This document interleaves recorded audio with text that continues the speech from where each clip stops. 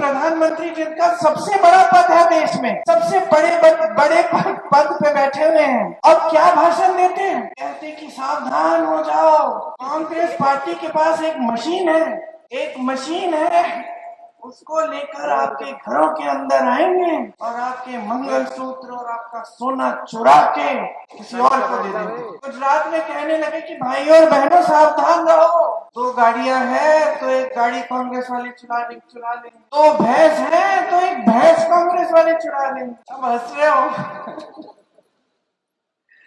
हंसने वाली बात है, लेकिन दुख की बात भी तो है कि देश का सबसे बड़ा पद है। आजकल इनका प्रचार भैंसों और सोना कोई चुरा लेगा और ऐसी फिजूल की बातों पर हो रहा है। आज सबसे ज्यादा बेरोजगारी है देश में, 35 सालों में सबसे ज्यादा बेरोजगारी, 70 करोड़ बेरोजगार लोग हैं। तो इन्होंने क्या किया है? क्या है इन्होंने? अब आस्ते आस्ते इनकी जो सब्सिडी है इनका निजीकरण हो रहा है। ठीक है, निजीकरण बुरा नहीं होता अपने आप में, लेकिन अगर सारी देश की संपत्ति उठाकर प्रधानमंत्री 4-5 बड़े खरबपतियों को दे दे तो ठीक नहीं होता।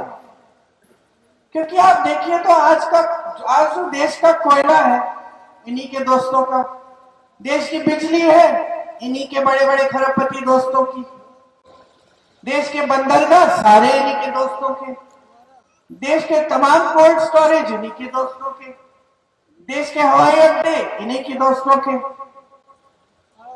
तो रोजगार कहां से बनेगा? देश की संपत्ति थी, सब पकड़ा दिया आपने सिर्फ 4-5 लोगों को। अब एक यहां से रोजगार बनता था और रोजगार खेती से बनता था। जब खेती से कमा रहे थे तो खूब मजदूर भी रखते थे लोग, खेती में और भी कमाई होती थी, और सिर्फ मजदूरी नहीं, उससे और भी बनता था रोजगार। अब वो रोजगार भी बंद हो गया है। अब तीसरी जगह कहां से रोजगार बनता था? छोटे दुकानदारों से, छोटे बिजनेस। अब मान लो आपने मैन्युफैक्चरिंग का यूनिट खोल दिया, जो भी हो, चप्पल बना रहे, जूते बना रहे, कुछ और बना रहे, तो आपने वहां से रोजगार दिलवा दिए लोगों को। अब प्रधानमंत्री जी एक दिन उन्होंने तय किया कि वो नोटबंदी करेंगे। आपको कह दिया कि अपने सारे जितने भी वो नोट थे, उस समय 500 के नोट थे, याद नहीं है, 1000 का था शायद, जाइए बैंक में डाल दीजिए, सारा काला धन देश में आ जाएगा।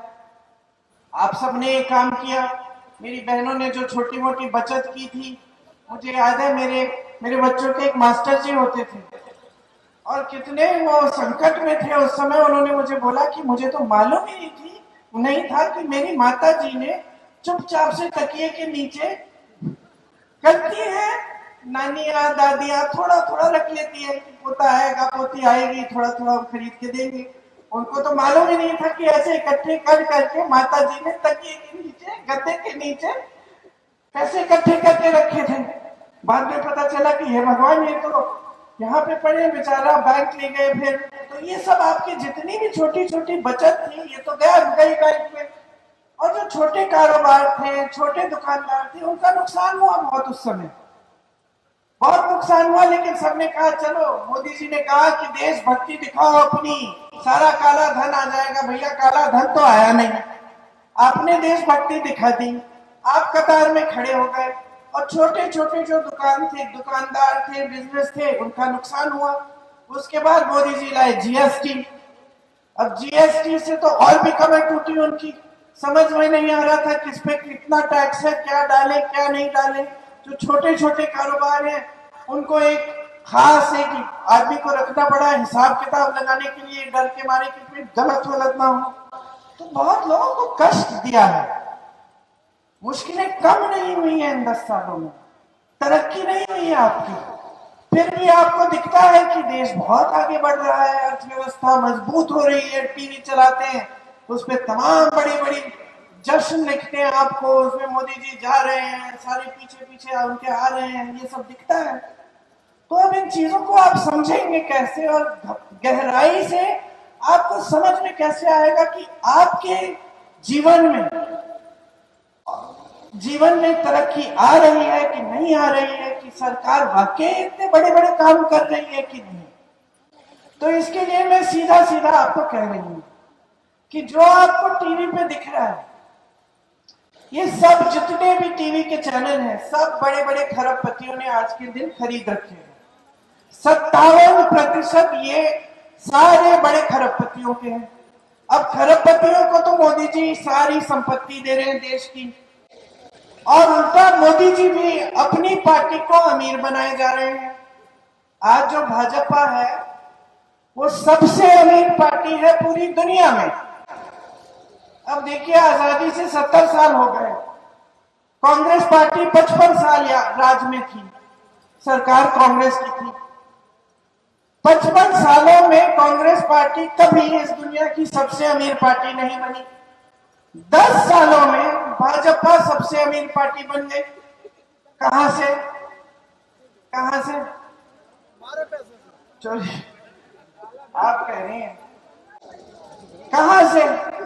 ये जो काला धन जिसकी बात ये करते हैं, क्या ये तो नहीं है? ये चंदा लिया, चंदा बनाने के लिए स्कीम बना दी, बोलते हैं हम बड़े ईमानदार हैं।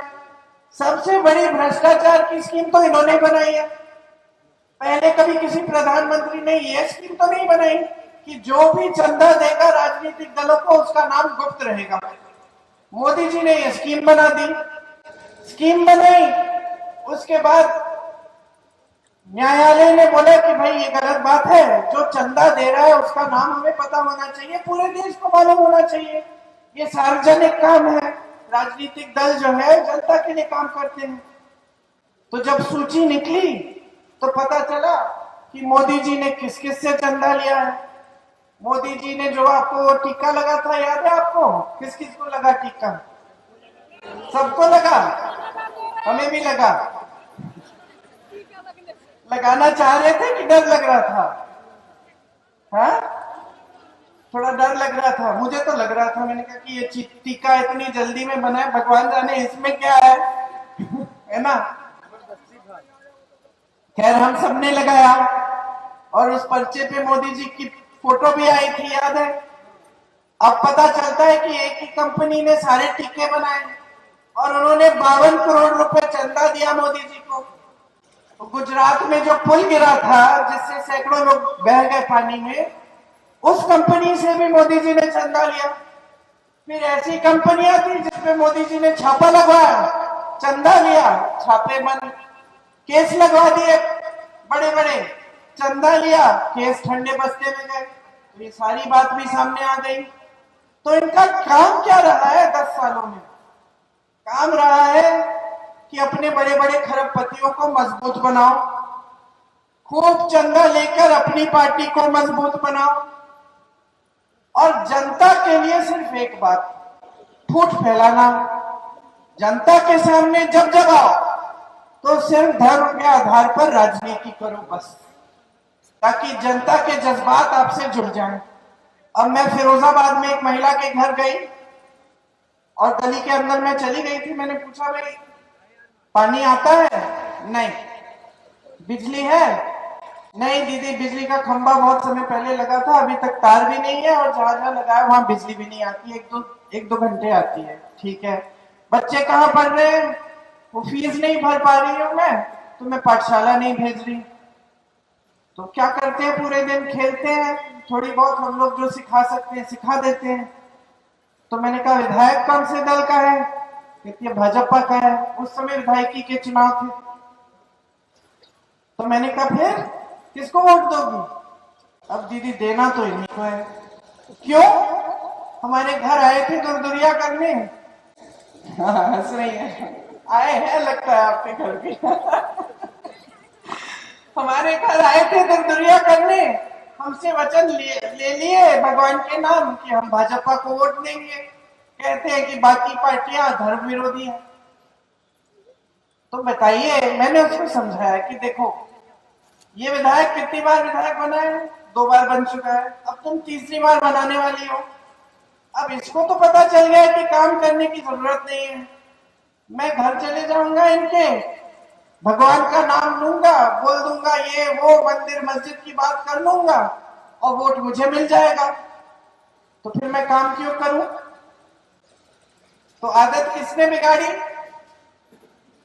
तो मैंने समझाया, अरे बहन, आदत बिगाड़ रही हो, और रहे रायबरेली में तो क्या आदत थी, आपने क्या बनाई थी नेताओं की? इंदिरा जी आती थी, डांट खा लेती थी आपसे। आप कहते थे कि मेरी सड़क आपने बना दी, इसको पक्का क्यों नहीं किया? मैंने खुद अपने पिताजी को देखा है, खूब डांट खाते हुए कि खम्भे लगा लिया आपने 6 महीने पहले, अभी तक तार नहीं डलवाया, वोट नहीं देंगे हम। हाँ, प्यार तो करते हैं आपसे, आइए चाय पिए, लेकिन वोट नहीं देंगे। ये बात होती थी।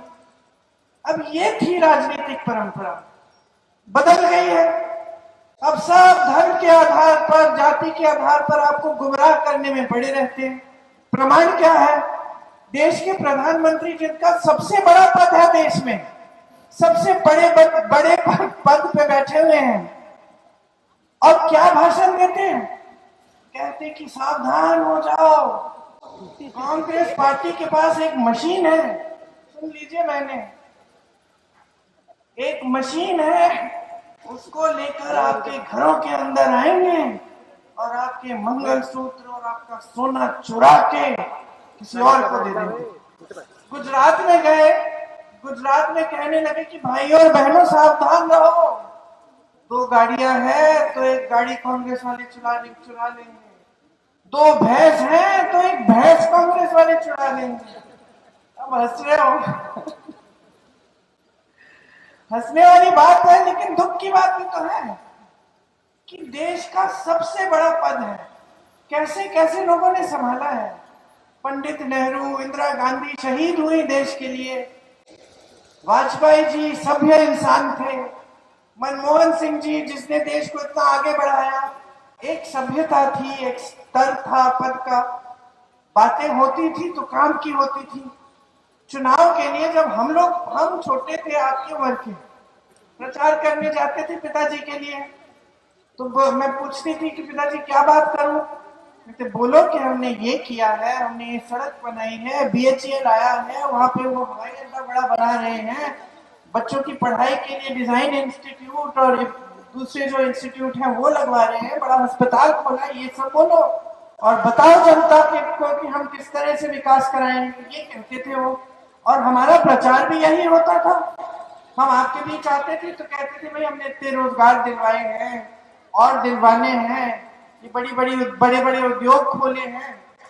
आजकल इनका प्रचार भैंसों और सोना कोई चुरा लेगा और ऐसी फिजूल की बातों पर हो रहा है।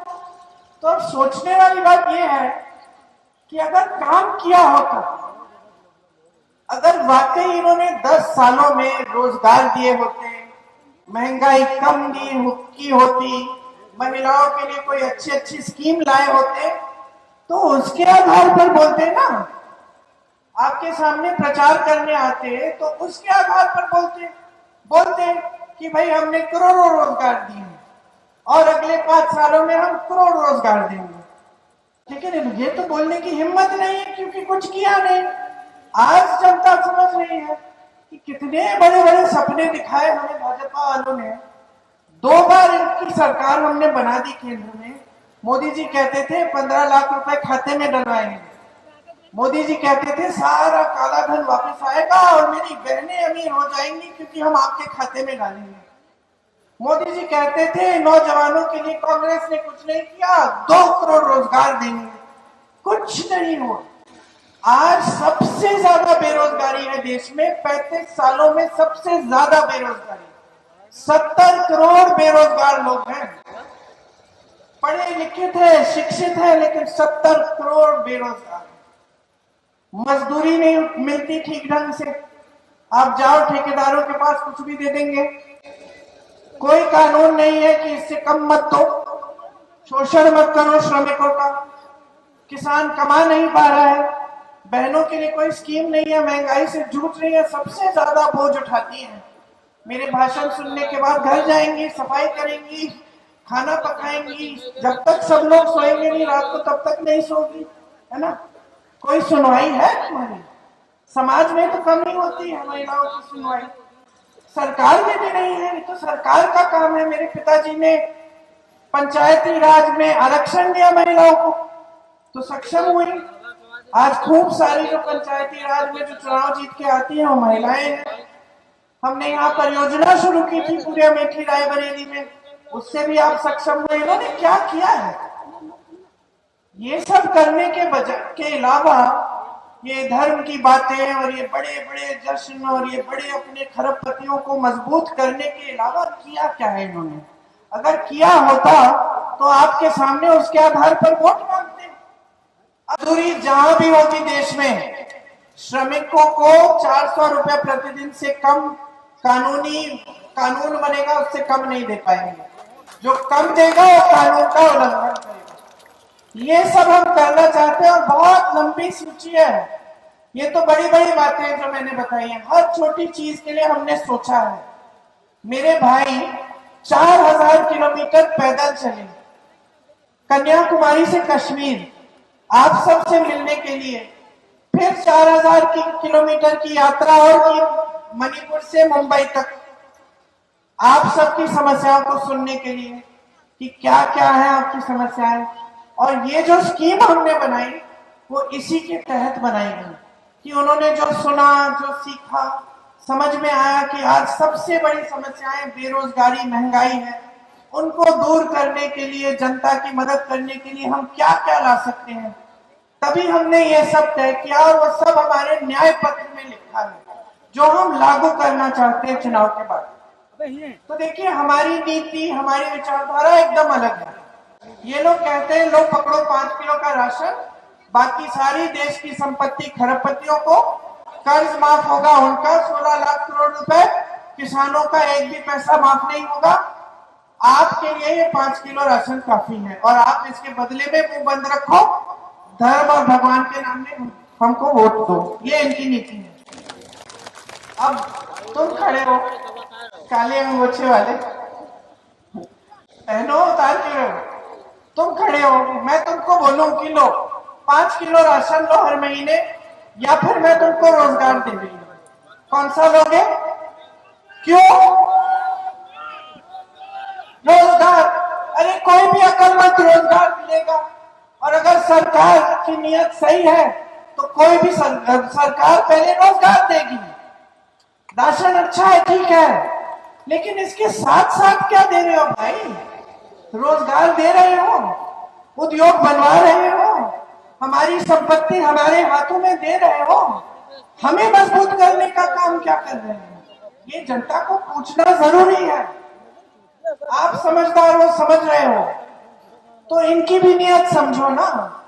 आपको 5 किलो राशन पकड़ाकर आपको निर्भर बना रहे हैं। हर महीने वापस जाओगे कतार में और इंतजार करोगे कि और सरकार देगी। आपको आत्मनिर्भर कब बनाएंगे? पैरों पे खड़ा कब करेंगे?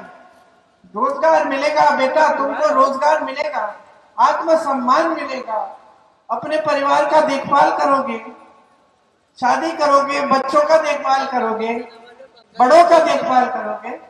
इसीलिए तो सरकार होती है।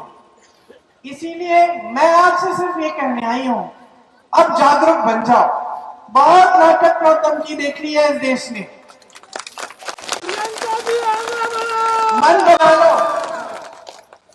मन बना लो कि चाहे कितना भी दबाव डाला जाए आपके ऊपर, चाहे कितना धमकाया जाए आपको, क्योंकि मैं जानती हूँ कि यहाँ पे क्या होता है।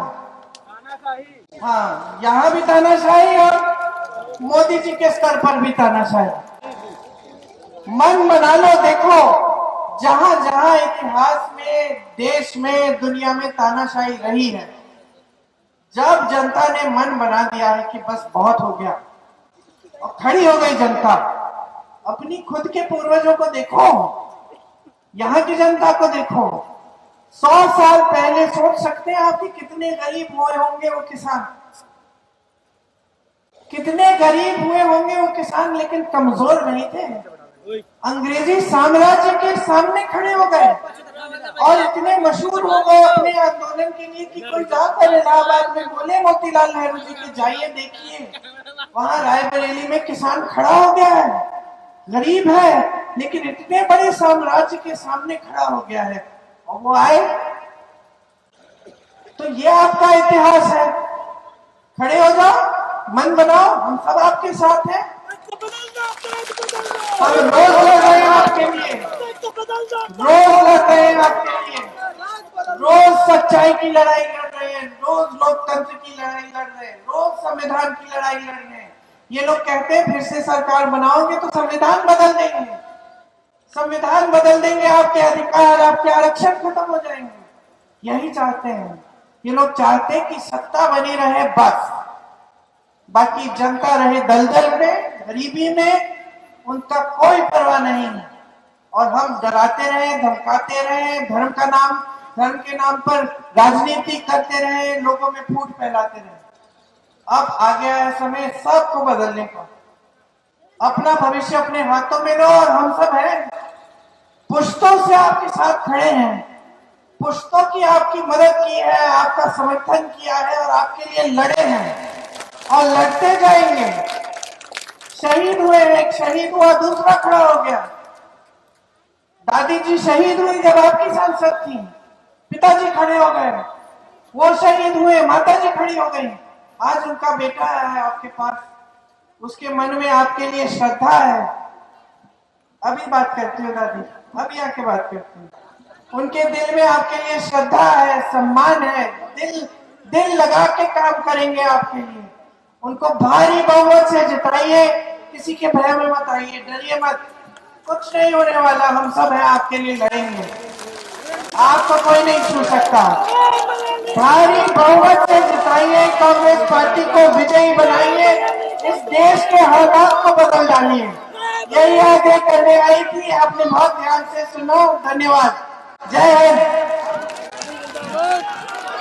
नेशनल दस्तक की आपसे गुजारिश है कि अगर इसको बचाना चाहते हैं तो नेशनल दस्तक को सब्सक्राइब करने के लिए रेड कलर के सब्सक्राइब बटन को दबाएं, फिर बेल आइकन की घंटी दबाएं। नेशनल दस्तक को बचाने के लिए बहुत जरूरी है कि हर खबर को शेयर करें, लाइक करें, कमेंट जरूर करें।